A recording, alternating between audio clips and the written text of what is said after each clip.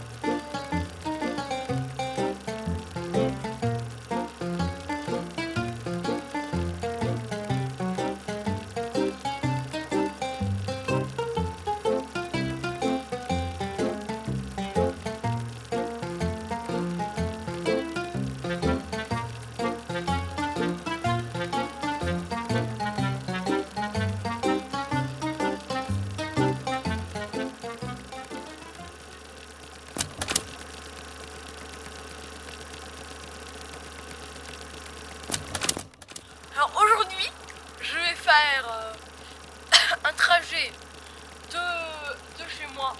Là, c'est la rue des Fourrières. Jusqu'au lac du Grand Trésor.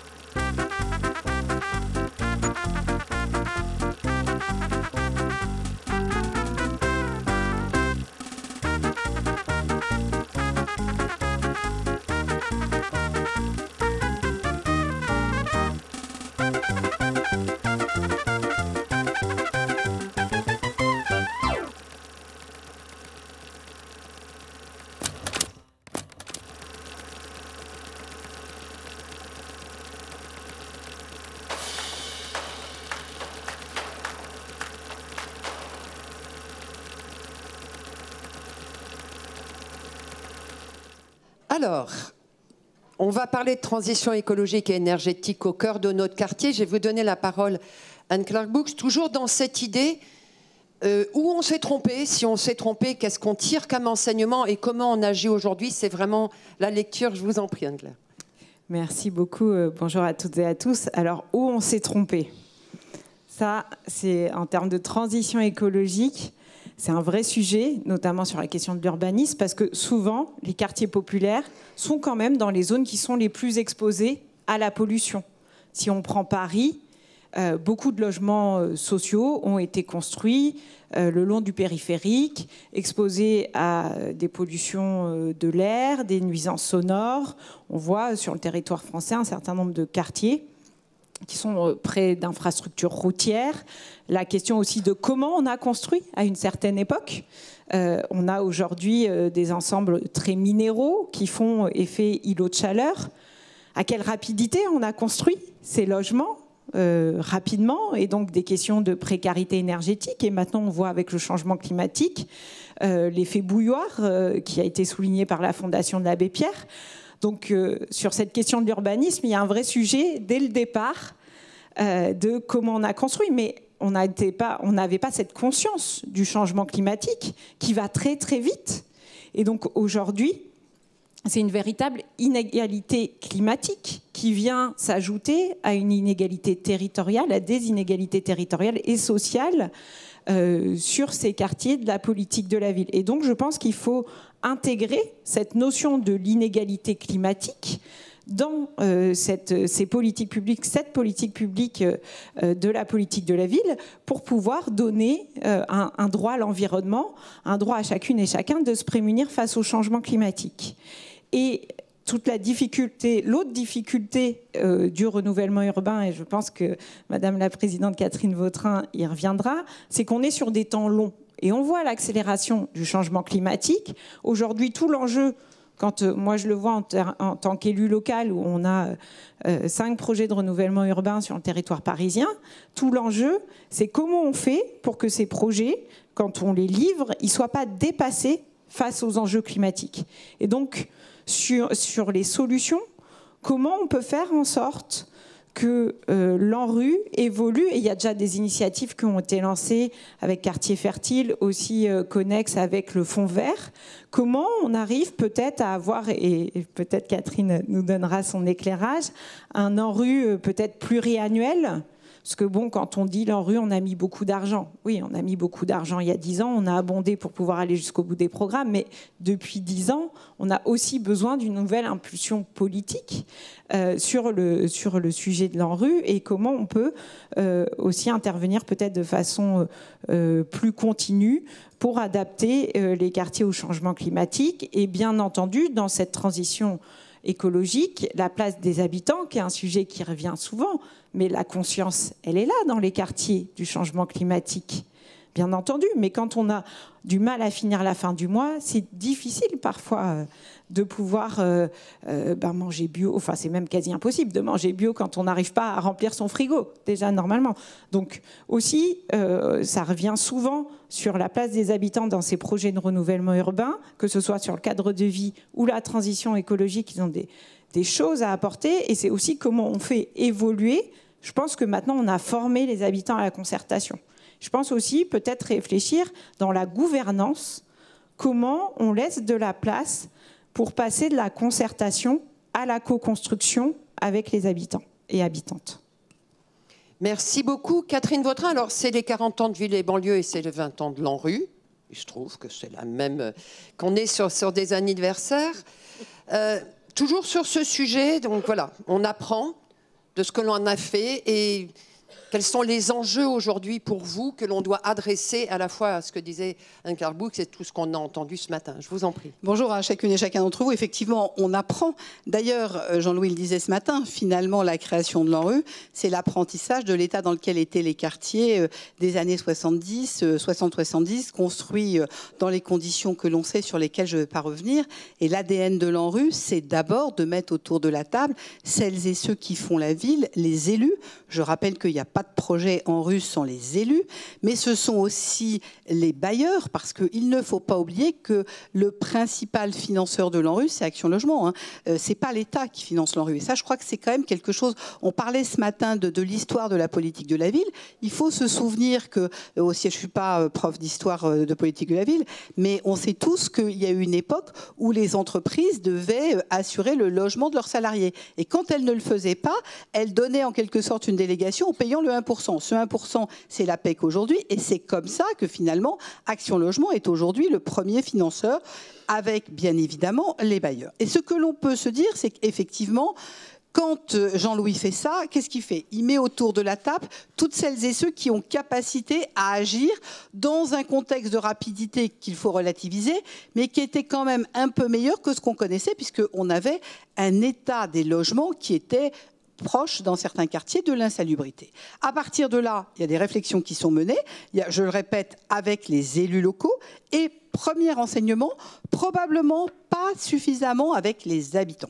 Moi, dans ma ville, j'ai mené personnellement toutes les concertations. Donc je mesure parfaitement ce qu'est le traumatisme d'une famille à laquelle on explique qu'on va refaire le quartier, qu'on aborde des notions de mixité qui n'est pas le sujet de la famille. La famille, quand elle nous dit, moi, vous comprenez, je suis là depuis 40 ans, j'ai mes habitudes médicales, sociales, familiales, scolaires, tout ce que vous voulez, je veux rester là.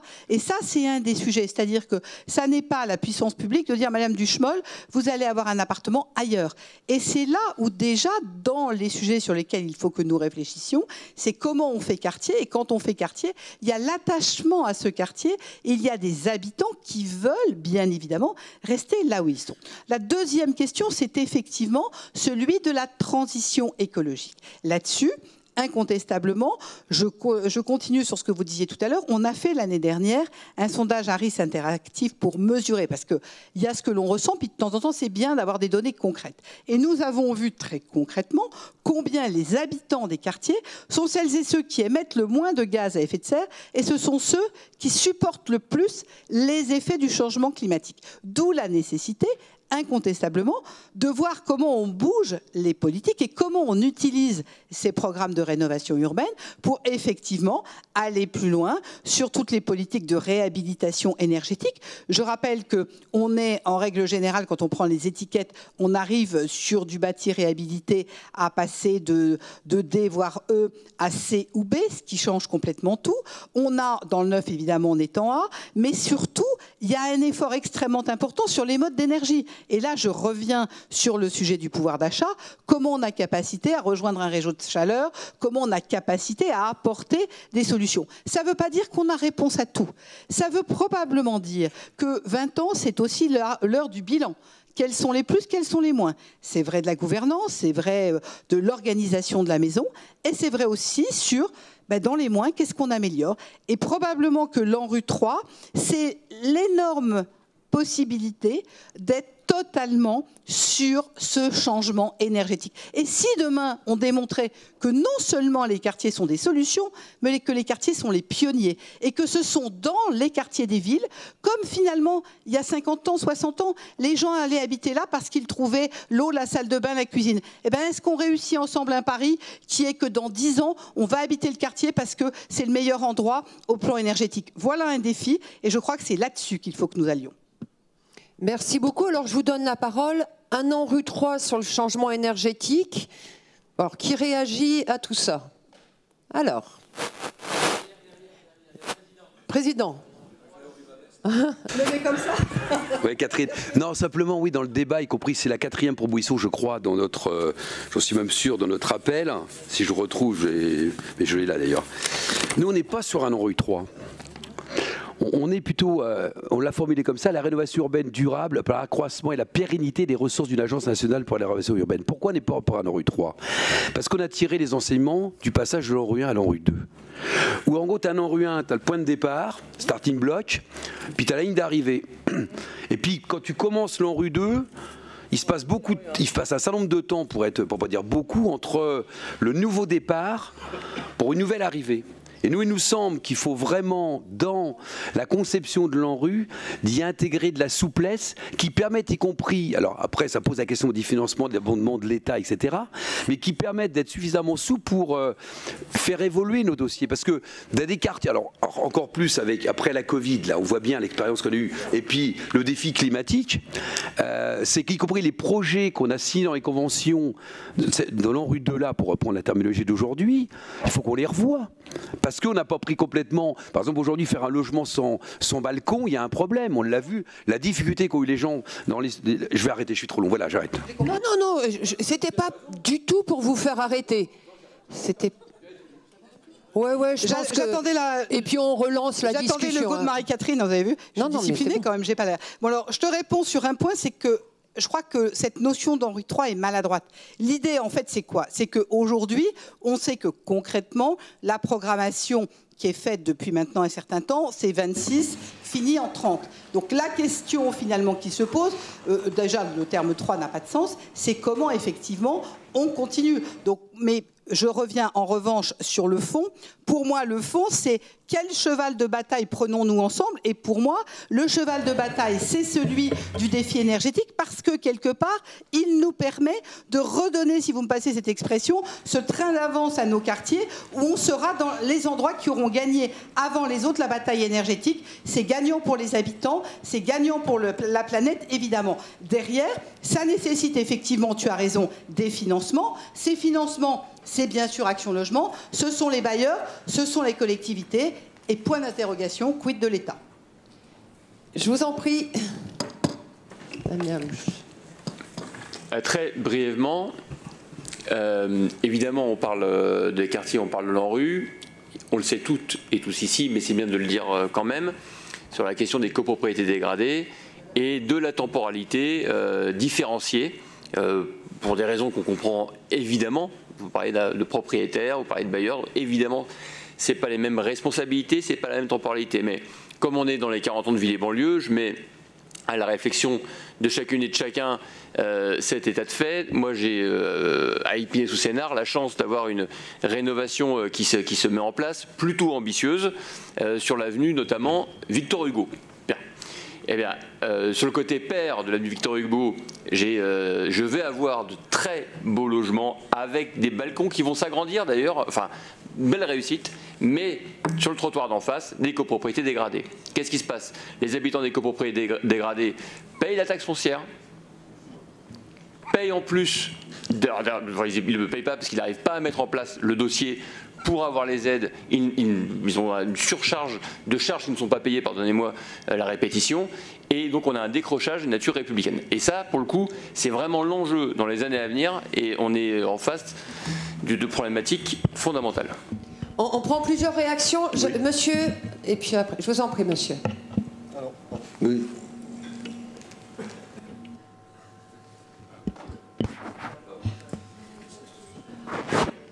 Allez, ça marche comment?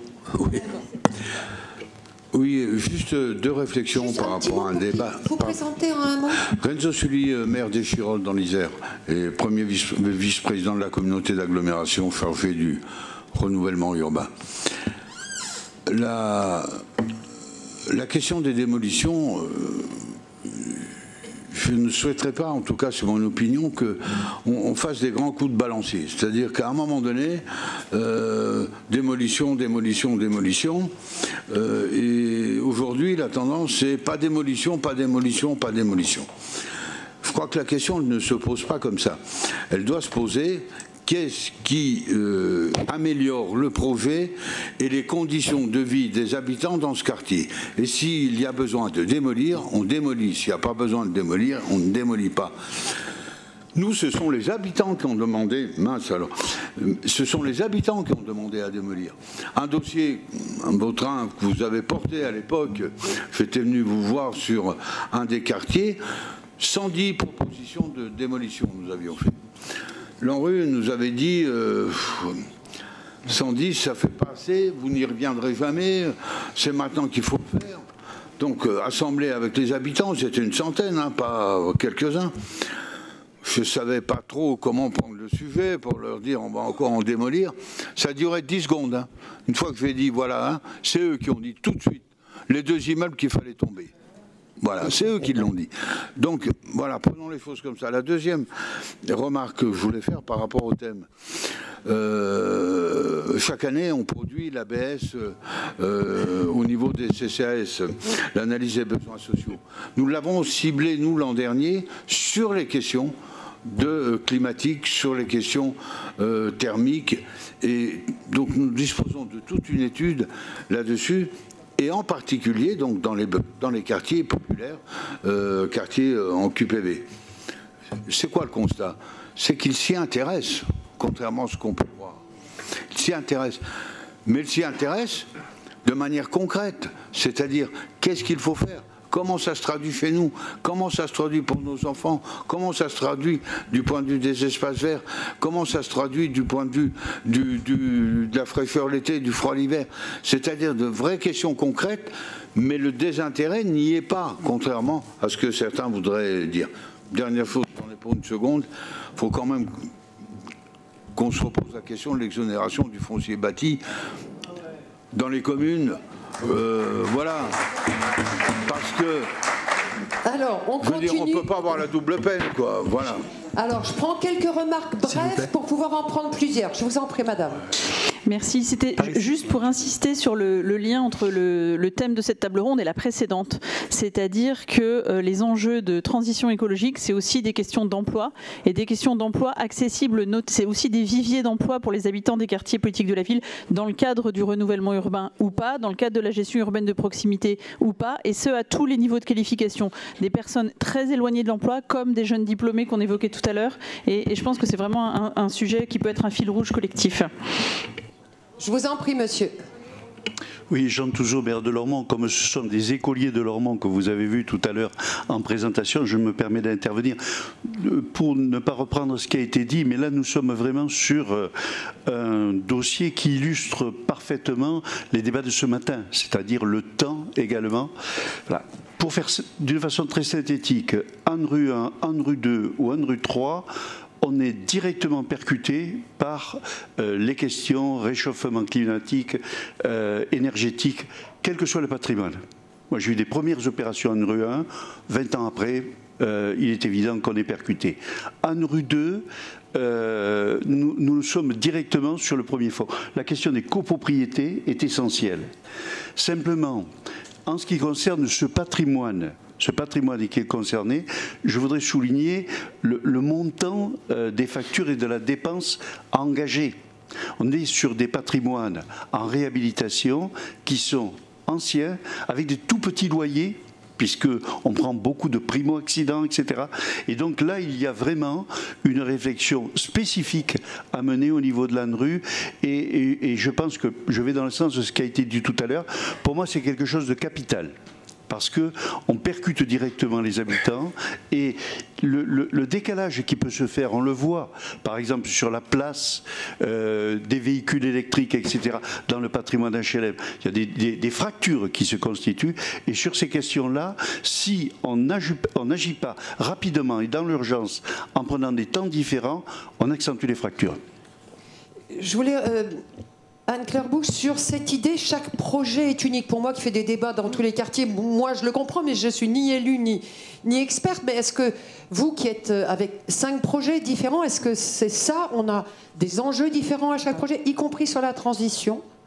Tout à fait. Alors peut-être pour faire du partage aussi d'expérience, maintenant sur les projets de renouvellement urbain, à Paris, on met en place les études d'impact santé, qui sont différents des études d'impact environnemental, mais qui prennent en compte, qui font vraiment une étude qui porte à la fois sur la santé, mais à la fois sur la santé environnementale aussi, et qui nous permettent d'ajouter ce regard dans la conception des projets, et qu'on partage avec les habitants. Ces études d'impact santé, on les fait aussi en lien avec les habitants, les associations dans les quartiers, et on construit les préconisations ensemble, ce qui permet aussi d'ajouter un volet qui est celui de l'alimentation. Parce qu'en fait, vu qu'on parle beaucoup, on est très...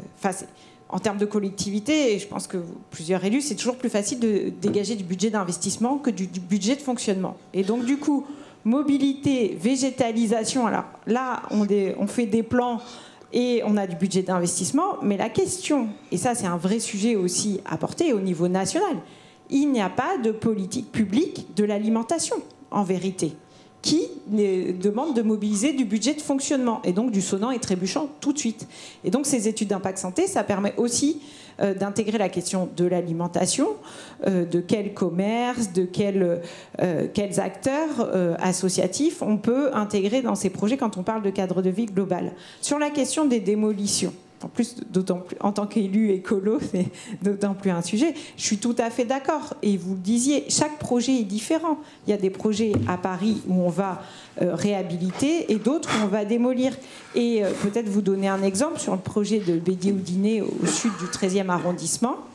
On a fait un vote avec 3 options, soit démolition totale de la tour, soit démolition partielle, soit réhabilitation totale.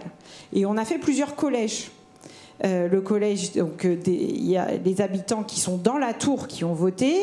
On a fait voter les tours d'à côté pour pouvoir aussi prendre en compte les habitants qui habitent eux-mêmes dans la tour, puisque, comme vous le disiez, il y a des habitants qui ne veulent pas partir. C'est aussi un patrimoine, une histoire, des souvenirs. Et donc le résultat du vote a été là favorable à la démolition. Donc on est parti sur une démolition, y compris pour les habitants qui habitaient dans la tour. Donc c'est à mon avis, et ça nécessite... Des engagements en relogement qui rassurent et qui sont clairs, évidemment. Tout à fait. Et d'ailleurs, la concertation, enfin, on ne peut pas toujours réduire à des votes, à des référendums. C'est aussi tout un travail qui a été fait de dialogue avec les habitants, d'habitants qui sont montés en compétences, qui sont devenus entre guillemets ambassadeurs et qui ont été à la rencontre de leurs voisins pour exposer aussi les éléments, partager l'information pour que chacun puisse donner un avis éclairé au moment où on vote. Et peut-être juste un dernier mot sur en effet cette question d'ANRU par vague. On le voit bien aujourd'hui, ça a été dit, on a cette urgence climatique. Enfin, je pense que chaque été, on est surpris, et compris à Paris, de la durée des vagues de chaleur, parce qu'on n'est plus sur des pics de canicule, mais des vagues de chaleur. Et donc, c'est vrai que le problème, c'est qu'aujourd'hui, on a 5 projets en rue sur lesquels, à Paris, on a focalisé notre attention. Et puis, quand on relève la tête, forcément, il y a plein de quartiers sur lesquels il faudrait intervenir. Et donc, dans cette question de démolition-réhabilitation, on peut aussi avoir des projets où on ne va pas intervenir de fond en comble, mais où il va falloir adapter, en fait, et avoir des interventions, entre guillemets, qui sont peut-être d'une moins grande importance, mais qui sont toutes aussi importantes pour la qualité de vie des habitantes et des habitants. Catherine Vaudrin, on a une série de sujets. On a parlé d'exonération foncière, on a parlé de démolition, de copropriété dégradée, je ne sais pas comment... Et puis, c'est pas un ANRU 3, mais une capacité d'adaptation. Alors, plusieurs sujets. Je rebondis tout de suite sur celui qui vient d'être évoqué. Parce que quand on parle évidemment de réhabilitation et de temps long, on a un sujet majeur, c'est la crise du logement en France. Si on ne construit pas de logement, on n'a pas d'endroit pour reloger. Et par définition, on ne peut pas commencer le projet tant qu'on n'a pas relogé. Donc ça, c'est un sujet global, national, sur lequel il faut qu'on apporte des réponses. C'est particulièrement vrai dans les grandes densités, donc Paris, Lyon, enfin je ne vais pas faire la liste, mais c'est particulièrement vrai là où il y a beaucoup d'habitants. Premier point. Deuxième point, sur démol version réhab. Vous l'avez très bien dit, il n'y a pas de doctrine certaine. Il y a des cas par cas. Et là-dessus, même quand on est conduit à démolir, il faut être conscient qu'aujourd'hui, on appelle ça déconstruire et qu'on récupère. Il y a de très belles expérimentations qui ont été faites. Ça va de la boîte aux lettres en passant par la baignoire, les portes de garage, tout ce que vous pouvez imaginer. Le béton qui est concassé, réutilisé. Donc aujourd'hui, il y a une démarche complètement différente. L'époque de l'explosion ou de l'implosion, je ne sais jamais lequel des deux, mais en tout cas, le fait de faire réduire en un tas de poussière en 1 seconde est totalement révolu. Je crois que c'est important qu'on se le dise. Troisième point sur les copros dégradés. Oui, c'est un sujet. Et moi, j'ose dire que c'est un sujet de justice. Parce qu'il y a des gens qui ont fait l'effort, parce que c'est un effort d'acheter leur logement. On ne leur a pas toujours expliqué qu'en plus du remboursement d'emprunt, il y avait les charges de copro. Ils arrivent dans une copro qui est dans une situation périlleuse, pour ne pas dire autre chose. Et on ne peut pas se résoudre à ce que le seul immeuble parfait du quartier, ça soit la copro. Donc là-dessus, on commence effectivement à travailler sur le sujet. On a aussi quelquefois des bailleurs qui peuvent intervenir en soutien, en rachetant des appartements. C'est aussi une solution. Quand on a un bailleur dans la copro, ça facilite aussi les choses. Donc là-dessus, il faut qu'on continue. Et ça fait vraiment partie des sujets sur lesquels, je crois, on doit absolument travailler. Ça me paraît un point tout à fait important. Sur l'emploi, je ne voudrais pas jeter des milliards, mais je voudrais quand même juste rappeler que la politique de l'ANRU, c'est aussi une politique créatrice de richesse. L'ANRU 1, dont on fait le bilan, je suis désolée de reprendre ce terme, mais on le situe dans le temps, c'est quand même 14 milliards qui ont généré 4 milliards d'euros de TVA, 6 milliards de cotisations sociales, et vous avez raison, madame, 40 000 emplois pendant 10 ans dans le bâtiment. Donc concrètement, c'est aussi de l'activité économique. Et je crois que c'est important qu'on rappelle cette notion d'activité économique sur nos territoires. Donc on voit bien qu'il y a des choses très positives qui ont été faites. Il y a effectivement une évolution à mener, d'où cette évolution dans le temps. Alors, cette évolution dans le temps, clairement, la question écologique, je reviens sur ce qui a été dit, conduit probablement à regarder un certain nombre d'opérations. Maintenant, on va être tout à fait concret. Je vous l'ai dit, et c'est vrai, l'État n'est pas le financeur de l'ANRU. Et c'est pour ça qu'il y a probablement des questions à se poser sur l'organisation en tant que telle, parce qu'aujourd'hui, les contrats tels qu'ils sont signés, tels qu'ils passent en commission d'engagement, sont très serré, c'est le moins qu'on en puisse dire, très organisé, et quelque part, il y a peut-être une réflexion à mener sur un peu de souplesse. Et je voudrais redire un truc que j'ai oublié. Quand on parlait tout à l'heure de réhabilitation, on a quand même fait une expérience, c'est que les réhabilitations légères ne tiennent pas dans le temps. Et on l'a vu sur certaines opérations dans Rue 1. Aujourd'hui, on est quasi à 70 000 € logement, mais ça permet de refaire totalement le logement. Y refaire sans avoir besoin d'y retourner, c'est pas mal non plus. La rénovation durable, je crois que ça fait aussi partie des sujets. Donc vous le voyez, en 20 ans, on a appris beaucoup de choses. Mais ce qu'on a appris, on l'a appris avec les élus. Et moi, je voudrais remercier tous les élus qui se sont succédés dans chacune des villes, parce que, je le redis, sans élus, il n'y a pas d'ANRU. Merci beaucoup. On va clore sur cette belle parole, cette table ronde. Si vous êtes capable d'être là à 16h28 pétante, on fait une pause de 10 minutes. Sinon, on ne la fait pas. C'est bon ? Pile dans la salle à 27 même, hein, sinon ça va pas. Allez, 10 minutes de pause.